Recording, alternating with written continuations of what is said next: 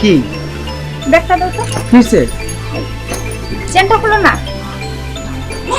কিছু ফল দিলাম, এটাতে কি রাস্তায় হবে? খোদা লাগলে খেয়ে নিও। রূপা, তুমি আমাকে এত ভালোবাসো কেন? তোমার এই ভালোবাসা দেখলে আমার চাকরিতে যাওয়ার ইচ্ছা করে না। ইস, দেখো তোমার ঢঙের কথা। চাকুরিতে যেতে ইচ্ছে হয় না তো কি করতে ইচ্ছে হয়? অনেক কিছু করতে ইচ্ছা হয়। কি কি করতে ইচ্ছে হয়? সারাক্ষণ তোমার পাশে থাকতে ইচ্ছে করে। আর কি করতে ইচ্ছে করে? তোমার মিষ্টি মধুর কথা শুনতে ইচ্ছে করে। আর কি? তোমার মিষ্টি মুখের হাসি দেখতে ইচ্ছে করে। আর কি চাই? সারাক্ষণ তোমার চোখে চোখ রেখে চেয়ে থাকতে ইচ্ছা হয়। আর কি চাই?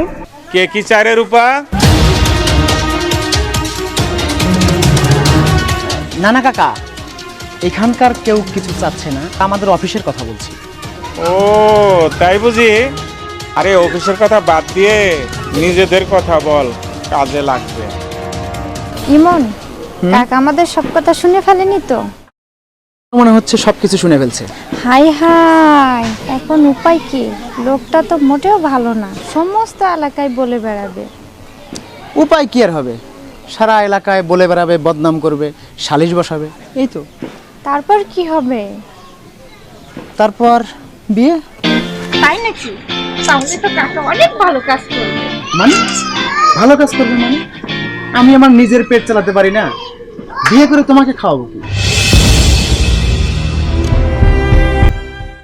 এই কি অবস্থা দোস্ত? দেখলাম রূপার বাসায় মিষ্টি নিয়ে অনেক মানুষ ঢুকতেছে।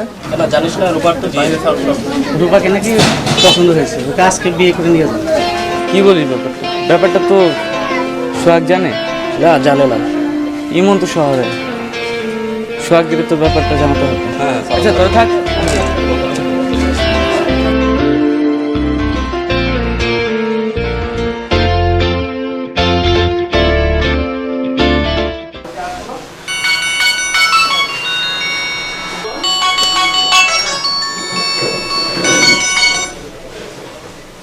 হ্যাঁ দোস্ত সোহাগ, কেমন আছিস রে? খবর বেশি ভালো না দোস্ত। খবর ভালো না কেন, কি হয়েছে বলতো? তোর রূপাকে তার বাবা মা জোর করে বিয়ে দিয়ে দিচ্ছে। মানে এটা তুই কি বলছিস দোস্ত? হ্যাঁ ইমন, ঠিকই বলছি। যদি পারিস তো কিছু কর, তা না হলে তুই তোর রূপাকে সারা জীবনের জন্য হারাবি। সোহাগ, তাহলে কি রূপা আমাকে ভুলে গেল? না ইমন না, রূপা তোকে ভুলেনি, কোনোদিন ভুলতেও পারবে না। তার ফোনটাও কেড়ে নিয়েছে, একে এক করে বন্দি করে রেখেছে। কোনো বান্ধবী তার সাথে দেখা করতে দিচ্ছে না। সোহাগ বল ভাই, এখন আমি কি করতে পারি বল ভাই। জলদি বাড়ি আয়, দেরি করিস না দোস্ত। ঠিক আছে দোস্ত, আমি এক্ষুনি আসতেছি। ওই রিকশা!